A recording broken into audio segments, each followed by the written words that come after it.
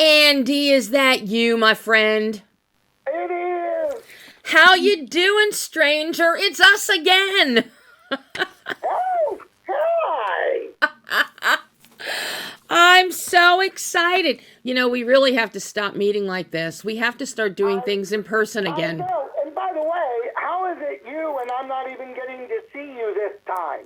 Because I don't use the Zoom link on the computer. I just dial in on a phone. I'll give it to you because I like you. Well, gee, thanks. After all the love that I gave to Heathers the musical, you should. That is true. That is true. And keep it going. Keep it going. You know I have been in your corner forever, so... I appreciate. Well, I hope this movie puts a smile on your face as well. Well, it put a big smile on my face, Andy. And I got to tell you, the biggest smile I got, though, I'm watching it in the bookstore, and all of a sudden I see the Nicholas Sparks, The Best of Me, and you've got Luke Bracey standing there, and Luke was in The Best of Me, the movie version. That is correct. You are catching all of my Easter eggs. You always throw in Easter eggs, Andy, and I saw that, and I just started laughing. I was just tickled to death that you went that deep into, inside literature and film. There were a couple of Heathers references in there as well. Yes, there were. But that one was just so blatant, and all I have to wonder is how many people are actually going to pick up on that. Because I hope that's always my favorite thing with Easter eggs is I always hope someone like you who catches it, and that moment you smile. That's what I want from audiences. Actually, having that one particular scene, Andy, with the Nicholas Sparks shelves and the Nicholas Sparks books, and Luke standing there, what is so cool about that is that this film very much falls in line with the same kind of emotions you get in a Nicholas Sparks book or movie. Yeah, I'm such a fan of Nicholas Sparks and John Green, and by the time my producing partner Betsy Sellinger handed me Taylor Jenkins Reid's book, I read it and I think I read it and couldn't put it down, and I was like, we have to make this movie. And so getting to know Taylor, who also wrote the screenplay with her husband Alex, and so that world is such, I felt honored to be able to jump into that world and that universe that has a strong fan base, and so I hope that people will watch the movie and want to read the book and like it all. And I read the Reid's book before, so to see the adaptation now, I really like it. I like the balance that the screenplay has. We've got more of a balance of the past and the present. Yeah, that was really important. Thank you for pointing that out. That was really important, is that a lot of the book is a lot of it in Emma's head and how it's told story-wise. And I think our goal, and certainly Taylor and Alex's goal, was how do we find the balance of Emma with Jesse and Emma with Sam, and give both stories equal weight and importance and try to tell it in an interesting manner. So that's really what we were able to do on screen. Well, you really succeeded. And the thing is you don't get one without the other. So you need to strike that balance and equal out the weight of importance. And I think you really succeeded with that. Definitely from a visual standpoint, Andy. I really appreciate that. I love the visuals here. I love the montages. I like montages.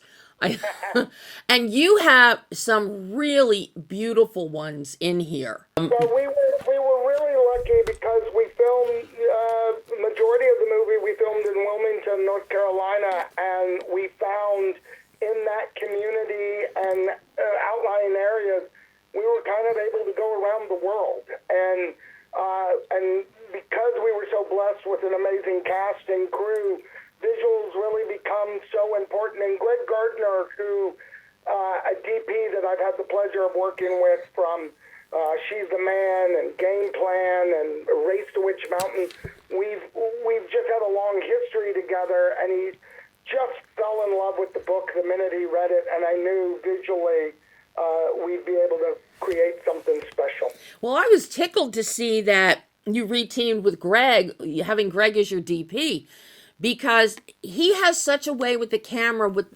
movies that are lighter, and you and Greg together, you keep your visual tonal bandwidth light and bright.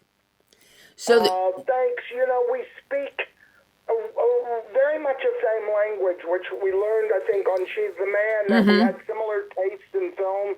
And when we would talk over the weekends endlessly about what we were shooting, you know, the upcoming week, he and I are just so visual and would send each other pictures and go out to locations and take our cameras and sort of videotape things for each other. So it's really wonderful to have a partner like that speaks that language, and he just truly is a stunningly great DP. you don't do anything fancy with the camera work. It's very, it's simple. You put the hopefully the fanciness is the story, Yes. and the actors, and you want the camera to love them, and if you can pull that off, then that's a great place to start. Well, and what you also do that is so necessary for this film is we really have to love Acton. We have to understand the appeal and the draw of Acton for Emma and her family and her roots. I love you saying that, because from the very beginning I felt, not only in reading the book, but Taylor is from Acton. She set the book in her hometown. And so I felt beholden that Acton should be a character in the book. Yeah. And that really is such a character on the film, that's such a part of storytelling. You know, you have to make choices, all of us do. Do we stay where we grew up? Do we bloom where we're planted? Or do we feel the calling to leave, and do we come back? And so I thought it was a really interesting way to look at how we grow in life and how we look at sort of our hometown environment. And this truly is the embodiment of, small town Americana, the place that you want to be in. There's a warmth, there's a gentility about it. Yeah. Taylor sent me photos. I had so many questions about Acton, and it really is, down the road from Walden Pond, and she sent me pictures growing up, and it was idyllic. I mean, it really was the thing that you look at and go, oh, that was beautiful. It's beautiful. Because you build up Acton as a character here, it really works so well, Andy, because, okay, we see Michaela Conlin's character, we have Marie, and of course you got Tom Everett Scott back. You got to have Tom in your film. So we got Marie and Michael with this great settled home life there. On top of Marie and Emma's parents, the Blairs, who have the little local bookshop that's in a house, which is just, I think, adorable beyond belief. So we get that whole sense, and then we see Emma and Jesse go off globetrotting, but then you understand completely why she feels so much at home when she returns there after Jesse's disappearance. Yeah, it's always interesting. Growing up in Texas, so many of my friends have never left Texas, and I always understood why. And when I left, truly the day I graduated from college, I left and went to Los Angeles. But to this day, when I get a chance to go back to Texas, I love it because it still represents home. Yeah. It represents childhood memories. It represents safety. And I think for a lot of people that's really true. Right now, after the pandemic, my wife and I, we were filming our Netflix series, The Crew, and when we were shut down for a break, we came to Rochester, Minnesota, where she grew up, and where my mother-in-law is, and was by herself, and we thought, oh, we have a toddler, let's come here and hang out.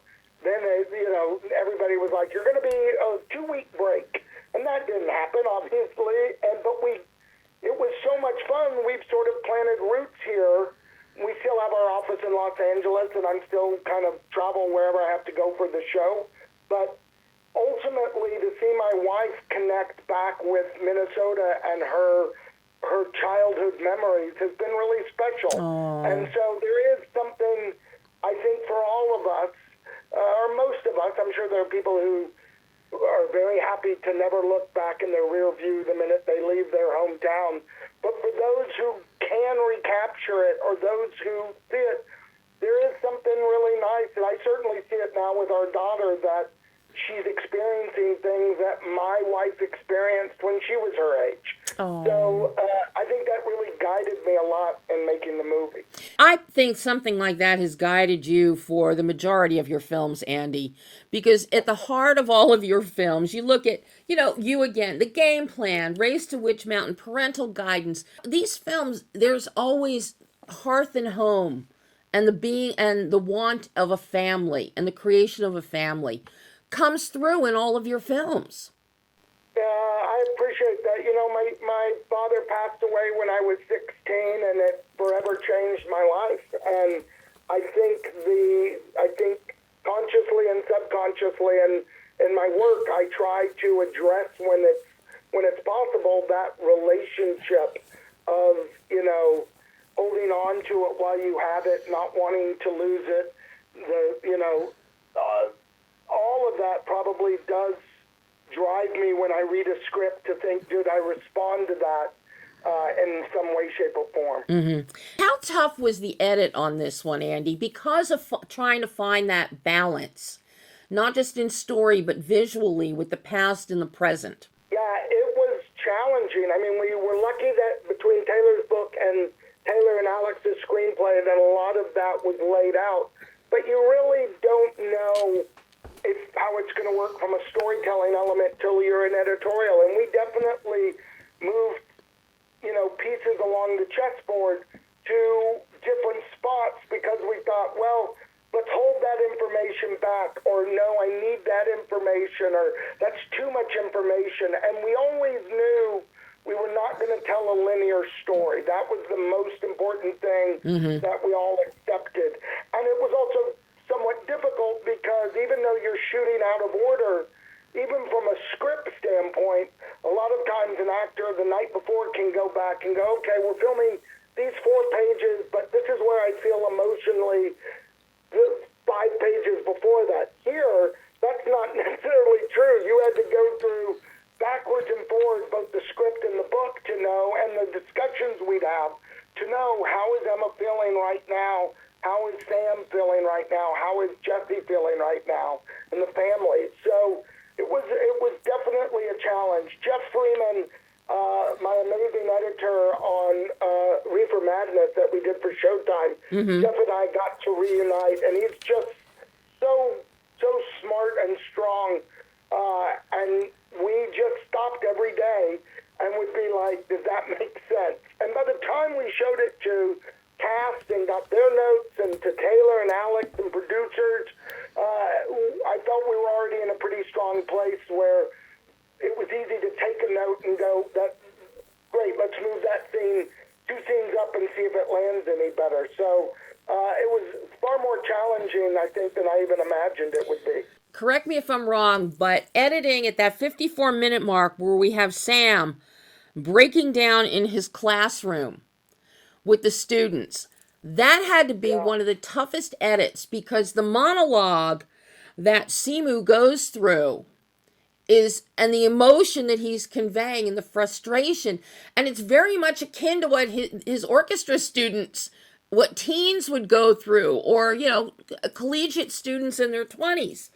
But That's it's right. like, where do you even break that? As he's, Now, yeah, and going that back is, and back and forth. Just amazing. yeah. I think one of the things that was also amazing with Simu and majority, other than our core actors in that scene, the majority of those were real musicians from Wilmington, youth musicians who came out and helped comprise our orchestra. But the long version, we shot Simu doing the long version without trying to break it up because so you had this beautiful theatrical monologue that, we used to say when Simu was done that day, we said I could probably just put that out by itself as a short film and people would just be wowed. And he just brought so much amazing energy to it. And, but yeah, we would look in and say, where's the moment of information? And you're trying to keep two stories alive, which is also really difficult because Emma with Sam is not the same as Emma with Jesse. And so that means that the time where Sam is also by himself, it's a lot of what happens in your mind when you think, what is going on with my fiance at this very moment? And I think we were just so lucky to have this cast because with lesser actors, I'm not sure that you would have had those points where you felt comfortable cutting away. And here, performance after performance, Simu just nailed it. Well, talk about performance. I mean, Phillipa as Emma. We see two sides of the coin, two totally different individuals is what she gives us. The Emma with Jesse, the Emma with Sam.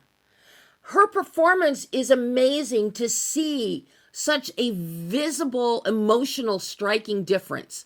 Just outstanding. Thank you. I met with so many actors for this part. Phillipa was the last person I met. And I texted everybody and I said, I just talked to Emma. And she really, where Luke was on half the schedule and Simu was on half the schedule, Emma had, I think... She's in everything. Emma had maybe one day off the whole time. And every day was coming back in and determining who she was, what layer of emotion. She is such a profoundly stunning actress and so self-assured and really cared about Emma and spoke constantly to myself and Taylor and Alex from a script standpoint about, are we pushing Emma enough here? Should Emma say this? Should Emma? And every day on set was going to be a challenge for her because she had these two, as you said, she had two very distinct stories to tell, and had to be in the moment for both of those actors, both of those characters, to be able to work opposite her, and she just every day astounded us. I love what you did with hair and makeup because when she's with Sam, she's got a part in the middle of her hair. When she's with Jesse, the part is off to the side. So we really wanted there to be a sense of freedom.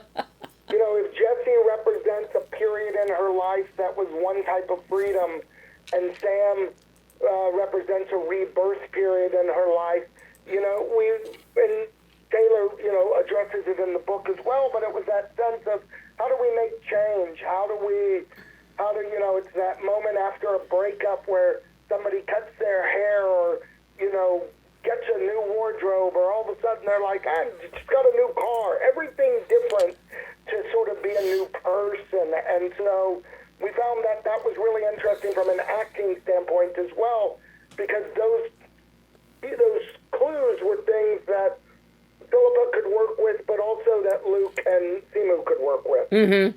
Yeah, I picked up on that right away, and I'm like, clever, Andy, clever. But yeah, I would be remiss not to ask you about, you re-team with Nathan again for the score. I love the score. It's beautiful, it's subtle, it's sweet, and then you punctuate it. You had to bring in Debussy. You just had to bring that in. I mean, everybody knows that, not from Debussy, but from the Ocean's movies. But that is just, and that scene where we first hear it, and and Sam is conducting the orchestra, and the way he's conducting, that is a piece that you can play with joy or with sorrow, with heartbreak. Yeah. And you really demonstrate by using that particular piece of music. It really covers the gamut of emotions. Much credit to Simu, who is a brilliant musician. That is all him playing.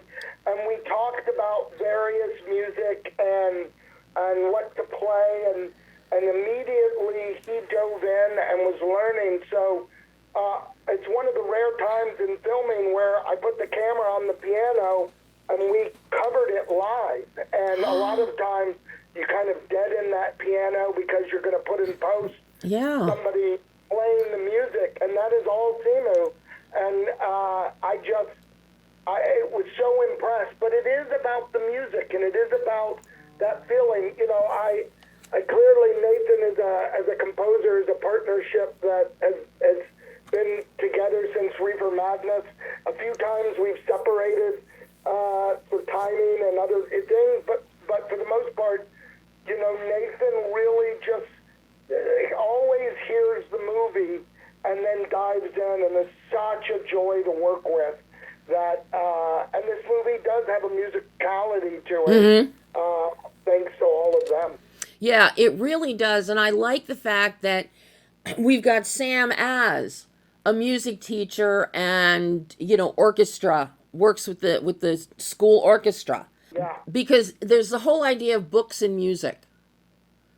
Books and music go together, and it really is. There's something. So I'm still such a Luddite that I really, anytime someone sends me a script online, the first thing I do, you know, is I want to print it because I still need the tactile feeling of. Yep. Hey, I like to turn the pages. Yep. I still love a book, and as much as I have all of my online reader opportunities, I'll stop at that bookstore and pick up a book because I still love turning pages. Oh. With music, I love a good album. I still love putting it on the stereo and listening. Something about that needle hitting vinyl that just still makes me smile. Yes, well, we're of the same mindset. I cannot read a book online. I have to actually physically hold the book. When I do script analysis for some producers, I have to print it out. And Totally understand that. I always love talking to you, Andy. So what's coming up next for you, so I know what to gauge when we're going to talk again? Well, right now we're out promoting Heather's the Musical Stage Capture, which is currently on Roku in the UK. In a couple of weeks, we're going to be out in movie theaters in UK and Ireland, and the show is still running both at the other Palace, and now our UK and Ireland second tour for Heather's is out, where I just was all prepping it the whole time. So we are thrilled to be bringing more Heathers to the world. I just love Heathers. You know that. I just love Heathers the musical. But this one True Loves, this is so sweet, so charming. Thank you. And I fell in love with this film, Andy. Tell everybody that. I would so appreciate it. You know I will. Thank you, Andy, and we'll chat soon. Thank you. Have a great day. You too. Bye-bye. Bye.